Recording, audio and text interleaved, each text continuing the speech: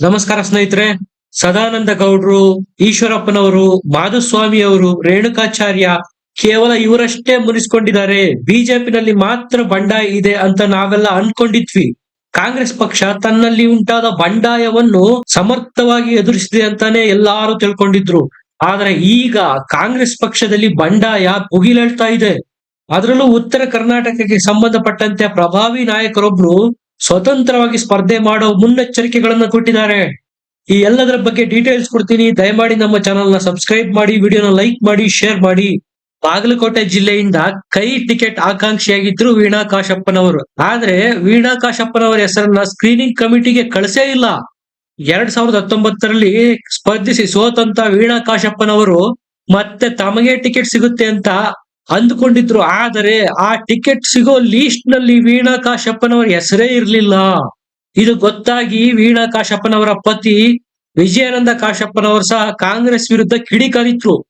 Ticket ತಪ್ಪಿದ್ದಕ್ಕೆ Veena ಕಾಶಪ್ಪನವರಂತೂ ಡೆಲ್ಲಿನಲ್ಲಿ ಗಳಗಳ ಅಂತ ಅತ್ತೆ ಬಿಟ್ರು.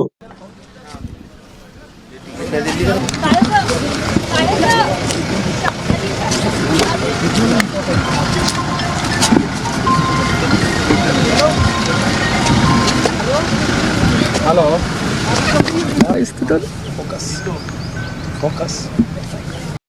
ಪತಿ ವಿಜಯಾನಂದ ಕಾಶಪ್ಪನವರು ಸಹ ಕಾಂಗ್ರೆಸ್ ವಿರುದ್ಧ ವಾಚಾಮಗೋಚರ ದಾಳಿ ನಡೆಸಿದ್ರು. ವಿನಯ್ ಕುಲಕರ್ಣಿ ಅವರು ವೀಣಾ ಕಾಶಪ್ಪನವರ ಮನೆಗೆ ಬಂದು ಸಂಧಾನ ಮಾಡೋದಕ್ಕೆ ಯತ್ನ ಮಾಡಿದ್ರು ನಿನ್ನೆ. ಅದು ಸಹ ವಿಫಲ ಆಗಿದೆ. ಈ ಮೂಲಕ ವೀಣಾ ಕಾಶಪ್ಪನವರು ನಾನು ಕಣದಲ್ಲಿರ್ತೇನೆ, ಕಾಂಗ್ರೆಸ್ ಟಿಕೆಟ್ ಕೊಡ್ಲಿ ಬಿಡ್ಲಿ, ಪಕ್ಷೇತರವಾಗಿ ನಾನು ಸ್ಪರ್ಧೆ ಮಾಡ್ತೇನೆ ಅನ್ನೋ ಎಲ್ಲ ಸೂಚನೆಗಳನ್ನು ಕೊಟ್ಟಿದ್ದಾರೆ. ಶಿವಾನಂದ ಪಾಟೀಲ್ ಅವರು ಹೇಳೋದೇನಪ್ಪಾ ಅಂದ್ರೆ, ಕಳೆದ ಬಾರ 2019ರಲ್ಲಿ ವೀಣಾ ಕಾಶಪ್ಪನವರಿಗೆ ಟಿಕೆಟ್ ಕೊಟ್ಟಾಗ ನಾವು ಕೆಲಸ ಮಾಡಿರ್ಲಿಲ್ವಾ? ಅದೇ ರೀತಿ ಈಗ ನನ್ನ ಮಗಳನ್ನ ಕಣಕ್ಕಿಳಿಸಿದ್ದೇವೆ, ಅವರು ಸಹ ನಮ್ಮ ಪರವಾಗಿ ಕೆಲಸ ಮಾಡಬೇಕು, ಮಾಡ್ತಾರೆ ಅಂತ ಶಿವಾನಂದ ಪಾಟೀಲ್ ಅವರು ಇಂಡೈರೆಕ್ಟ್ ಆಗಿ ವೀಣಾ ಕಾಶಪ್ಪನವರಿಗೆ ಟಾಂಗ್ ಕೊಟ್ಟಿದ್ದಾರೆ. ಈ ಮೂಲಕ ನೀವು ಏನೇ ನಿರ್ಧಾರ ತಗೊಂಡ್ರು ಅದಕ್ಕೆ ನಾವು ಸೊಪ್ಪಾಕೋದಿಲ್ಲ, ಸ್ವತಂತ್ರವಾಗಾದ್ರೂ ನಿಲ್ಲಿ, ಬೇರೆ ಪಕ್ಷಕ್ಕೆ ಸೇರಿ ಆದ್ರೂ ನಿಲ್ರಿ, ವಿ ಡೋಂಟ್ ಕೇರ್ ಅನ್ನೋ ಸಂದೇಶವನ್ನ ಹಾಲಿ ಅಭ್ಯರ್ಥಿ ಸಂಯುಕ್ತ ಪಾಟೀಲ್ ಅವರ ತಂದೆ ಶಿವಾನಂದ ಪಾಟೀಲ್ ಅವರು ಸೂಚ್ಯವಾಗಿ ವೀಣಾ ಕಾಶಪ್ಪನವರಿಗೆ ಮುಟ್ಟಿಸಿದ್ದಾರೆ ಅನ್ನೋದು ಇದರಿಂದ ಸ್ಪಷ್ಟ ಆಗುತ್ತೆ. ವೀಣಾ ಕಾಶಪ್ಪನವರು ಸಹ ಈಶ್ವರಪ್ಪನವರು ನಡೆದಂತ ನಡೆನೆ ಎಲ್ಲಿ ಅನುಸರಿಸ್ತಾರೋ ಅಂತ ಈಗ ಕಾಂಗ್ರೆಸ್ಗೆ ಟೆನ್ಷನ್ ಶುರುವಾಗಿದೆ. ಆ ಕಡೆ ಈಶ್ವರಪ್ಪನವರು ಸಹ ಸ್ವತಂತ್ರವಾಗಿ ಬಿಜೆಪಿ ವಿರುದ್ಧ ಸ್ಪರ್ಧೆ ಮಾಡೋ ನಿರ್ಧಾರನ ತೆಗೆದುಕೊಂಡಿದ್ದಾರೆ. ಅಂತಹುದೇ ಪರಿಸ್ಥಿತಿಯನ್ನು ಈಗ ಕಾಂಗ್ರೆಸ್ನ ಪಕ್ಷ ತನ್ನ ಒಬ್ಬ ಅಭ್ಯರ್ಥಿ ವೀಣಾ ಕಾಶಪ್ಪನವರಿಂದ ಎದುರಿಸ್ತಾ ಇದೆ. ಸಾಕಷ್ಟು ಜನ ಪಕ್ಷಾತೀತವಾಗಿ ನನ್ನ ಬೆಂಬಲಕ್ಕಿದ್ದಾರೆ, ಹಾಗಾಗಿ ನಾನು ಸ್ಪರ್ಧೆ ಮಾಡೋದು ಖಚಿತ ಅಂತಾನೆ ಹೇಳ್ತಾರೆ ವೀಣಾ ಕಾಶಪ್ಪನವರು. ಮಾರ್ಚ್ 28ನೇ ತಾರೀಕು ನಾಯಕರು ನನ್ನನ್ನು ಸಭೆಗೆ ಬನ್ನಿ ಅಂತ ಕರೆದಿದ್ದಾರೆ. ಅಲ್ಲಿಗೆ ಹೋಗ್ತೀನಿ, ಅಲ್ಲಿ ನಿರ್ಧಾರ ಏನಾಗುತ್ತೋ ನೋಡೋಣ, ಅದರ ನಂತರ ನನ್ನ ಸ್ಪರ್ಧೆಯನ್ನು ಖಚಿತಪಡಿಸ್ತೀನಿ ಅಂತಾರೆ ವೀಣಾ ಕಾಶಪ್ಪನವರು. ಸಭೆಯಲ್ಲಿ ನನ್ನ ಪರವಾಗಿ ನಿರ್ಣಯ ಬರಲೇಬೇಕು, ವ್ಯತಿರಿಕ್ತವಾಗಿ ಏನಾದರೂ ನಿರ್ಣಯ ಬಂದ್ರೆ ನಾನು ಕಣಕ್ಕಿಳಿಯೋದು ಫಿಕ್ಸ್ ಅಂತ ಈಗಲೇ ಸಂದೇಶ ರವಾನೆ ಮಾಡಿದ್ದಾರೆ 28ರ ಸಭೆಗೆ. ನನಗೆ ಅನ್ಯಾಯ ಆಗಿದೆ, ಆ ಅನ್ಯಾಯಕ್ಕೆ ನ್ಯಾಯ ಒದಗಿಸಿಕೊಡಿ ಅಂತ ನಾನು ಕೇಳ್ತಾ ಇದ್ದೇನೆ. ನನಗೆ ನನ್ನ ಸಮುದಾಯದವರು ಈಗ ಆಲ್ರೆಡಿ ಬೆಂಬಲ ಘೋಷಿಸಿದ್ದಾರೆ. ನಾನು ಏನೇ ನಿರ್ಧಾರ ತೆಗೆದುಕೊಂಡ್ರು ಅವರ ಬೆಂಬಲ ನನಗೆ ಇರುತ್ತೆ ಅಂತ ಅಭಯ ಕೊಟ್ಟಿದ್ದಾರೆ.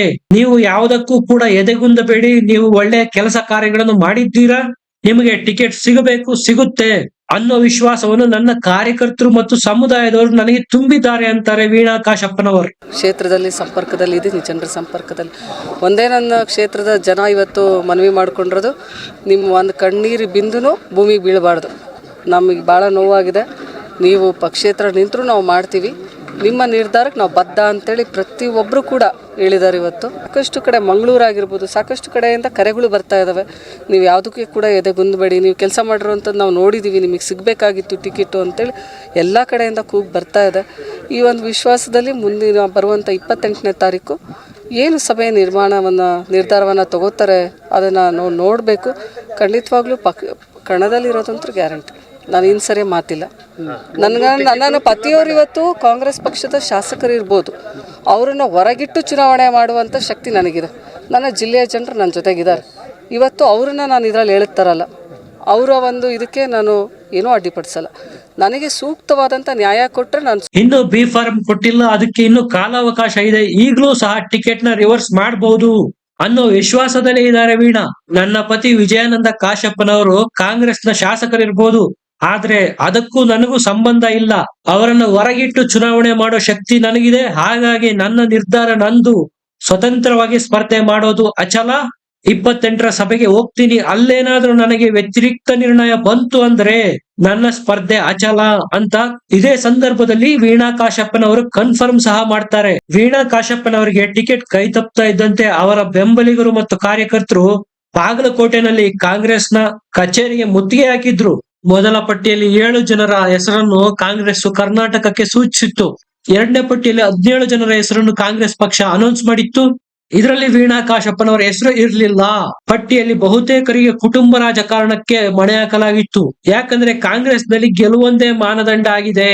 ವೀಣಾ ಕಾಶಪ್ಪನವರ ಅಳಲು ಏನಪ್ಪಾ ಅಂದ್ರೆ 2019ರಲ್ಲಿ ಬಿಜೆಪಿಯ PC ಗದ್ದಿಗೌಡರ ವಿರುದ್ಧ ನಾನು ಸ್ಪರ್ಧೆ ಮಾಡಿದ್ದೆ, ಸೋತಿದ್ದೆ. ಈಗ ವಾತಾವರಣ ಬದಲಾಗಿದೆ. ಕಾಂಗ್ರೆಸ್ ಪಕ್ಷ ಈ ಕ್ಷೇತ್ರದಲ್ಲಿ ಗೆಲ್ಲುವ ವಾತಾವರಣ ಇದೆ. ನಮ್ಮ ಕಾಂಗ್ರೆಸ್ನ ಕೈ MLAಗಳು ಈ ಕ್ಷೇತ್ರದಲ್ಲಿ ಜಾಸ್ತಿ ಇದ್ದಾರೆ. ಸೋಲ್ಬೇಕಾದ್ರೆ ನನಗೆ ಟಿಕೆಟ್ ಕೊಟ್ರಿ, ಈಗ ಗೆಲ್ಲುವ ಸಂದರ್ಭ ಬಂದಿದೆ, ಈಗ ಮತ್ತೆ ನನಗೆ ಟಿಕೆಟ್ ನಿರಾಕರಿಸ್ತಾ ಇದ್ದೀರಾ, ಇದು ನನಗೆ ಮಾಡ್ತಾ ಇರೋ ಅನ್ಯಾಯ ಅಂತಾರೆ ವೀಣಾ ಕಾಶಪ್ಪನವರು. ಪತಿ ವಿಜಯಾನಂದ ಕಾಶಪ್ಪನವರ ಒತ್ತಡ ಮತ್ತು ಪಂಚಮಸಾಲಿ ಸ್ವಾಮೀಜಿ, ಜಯಮೃತ್ಯುಂಜಯ ಸ್ವಾಮೀಜಿ ಅವರು ಮಾಡಿದಂತ ಲಾಬಿಯ ಹೊರತಾಗೂ ಸಹ ವೀಣಾ ಕಾಶಪ್ಪನವರಿಗೆ ಟಿಕೆಟ್ ಸಿಕ್ಕಿಲ್ಲ. ವೀಣಾ ಅವರ ಬೆಂಬಲಿಗ ಕಾಂಗ್ರೆಸ್ ಕಾರ್ಯಕರ್ತರು ಹೇಳೋದೇನಪ್ಪಾ ಅಂದ್ರೆ ಪಕ್ಕದ ಜಿಲ್ಲೆಯವರಿಗೆ ಟಿಕೆಟ್ ಕೊಟ್ಟಿದ್ದಾರೆ, ನಮ್ಮ ಜಿಲ್ಲೆ ಸ್ಥಳೀಯರಿಗೆ ಟಿಕೆಟ್ ಕೊಡಬೇಕು, ನಾವು ಈ ಬಾರಿ ಸಂಯುಕ್ತ ಪಾಟೀಲ್ರಿಗೆ ಬೆಂಬಲ ಕೊಡೋದಿಲ್ಲ, ಈಗಲೂ ಕಾಲ ಮಿಂಚಿಲ್ಲ, ಬಿ ಫಾರ್ಮ್ ಇನ್ನೂ ಕೊಟ್ಟಿಲ್ಲ, ಟಿಕೆಟ್ ನ ಚೇಂಜ್ ಮಾಡಿ ವೀಣಾರಿಗೆ ಟಿಕೆಟ್ ಕೊಡಿ ಅನ್ನೋ ಒತ್ತಡನ ಏರ್ತಾ ಇದ್ದಾರೆ. ಈ ಕಡೆ ವಿಜಯಾನಂದ ಕಾಶಪ್ಪನವರು ಸಹ ಸವಾಲಾಗ್ತಾರೆ ಕಾಂಗ್ರೆಸ್ಗೆ. ಶಿವಾನಂದ ಪಾಟೀಲ್ ಅವರು ತಮ್ಮ ಪುತ್ರಿ ಸಂಯುಕ್ತ ಪಾಟೀಲ್ ಅವರನ್ನು ಹೆಂಗೆ ಗೆಲ್ಲಿಸ್ಕೊಂಡು ಬರ್ತಾರೆ ನಾನು ನೋಡ್ತೀನಿ. ಸಂಯುಕ್ತ ಪಾಟೀಲ್ ಬಗ್ಗೆ ನಾನೇನು ಕೆಟ್ಟದ್ದು ಹೇಳಕ್ ಹೋಗೋದಿಲ್ಲ.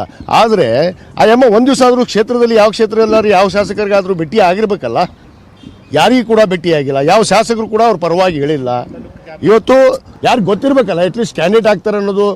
ನಾನು ಒಬ್ಬ ಶಾಸಕನಾದವನೀಗ, ನಾನು 4 ಬೇರೆ ಕಾಂಗ್ರೆಸ್ ಪಕ್ಷದಲ್ಲಿ ಟಿಕೆಟ್ ತಗೊಂಡಿದ್ದೀನಿ. ಸಂಯುಕ್ತ ಪಾಟೀಲ್ ಯಾರು ಅಂತ ಕ್ಷೇತ್ರದ ಜನತೆಗೆ ಗೊತ್ತೇ ಇಲ್ಲ. ಯಾರ ಅಭಿಪ್ರಾಯ ಕೇಳಿ ನೀವು ಟಿಕೆಟ್ ಕೊಟ್ರಿ?